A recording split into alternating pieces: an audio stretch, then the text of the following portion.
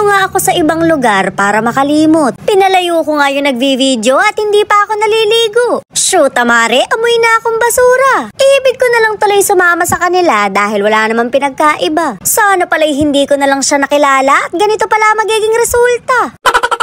Bakit naman ako magtataka? Yung mga artista nga naghihiwalay pa. Paano pa kaya akong pangit na nangangamoy pa? Kaya wag na wag niyong gagawing mundo, ang dapat ay tao lang. Pwede ka namang sumaya nang hindi dinedepende sa iba. Alam kong hindi puro saya sa relasyon, pero kung mas lamang yung lungkot, hindi na tama. Piliin yung mahalin yung sarili nyo dahil wala namang ibang gagawa. Tsaka magtutulog kayo, mare, at baka magaya kayo sa akin. Mukhang napakalakas ng tama, maganda yata ang pinagkukunan.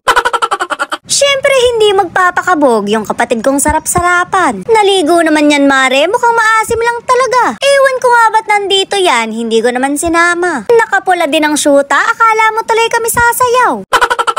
Papunta nga kami ng tindahan para bumili ng makakain. Pagkain talaga hinahanap namin pero iba nahanap ng kapatid ko. Shoot, mare, may bebe boy. Kabod na lang tinuruan yung kapatid ko kung paano magmahal. Lubay-lubayan mo at masisira ang buhay mo. Bago ka pa niyan iwan, unahan mo na. Hindi rin naman siya magugustuhan at maasim siya.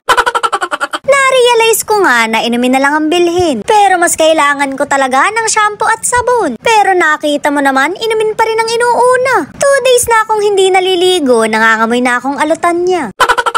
Madalang akong bumili ng pulutan pero bibili ako. Nainggit kasi ako, mare, dahil magkadikit sila. Hindi katulad namin na magkalayo na. Kung hindi ka rin naman mapupunta sa akin, mategi ka na. Nakakita nga ako ng senyorita kaya naalala ko siya. Joke lang, mare, at baka mapanood magalit pa. Syempre hindi ko siya sisiraan dahil ganito talaga kalaki. Yung pagmamahal ko, mare, hindi yung nasa isip mo. Masyadong malaki yan, wasak ka dyan.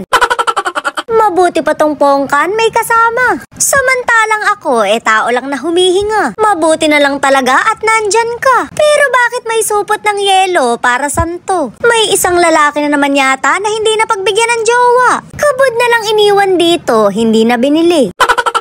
Kagandahan naman dito, pagbili mo ng jean, protektado ka. Magkalasingan man, hindi ka makakabuo ng bata. Pagkabili nga namin, umuwi na rin kami. Kahit wala namang naghahanap dahil busy yung mga tita ko. Nandun kasi sila sa tuktok, mga nagtotong eats. Mainam na rin yun, mare, kesa naman magchismisan. Busy nga silang magdayaan, sumasyat ako rin Kumanta na rin ako, mare, dahil may karaoke. Hindi naman ako nag-aalala sa kapitbahay dahil mataas kami. Pangit man ang boses ko, hindi kami mababato. Sa sobrang taas ng bubong dito, safe na safe ako.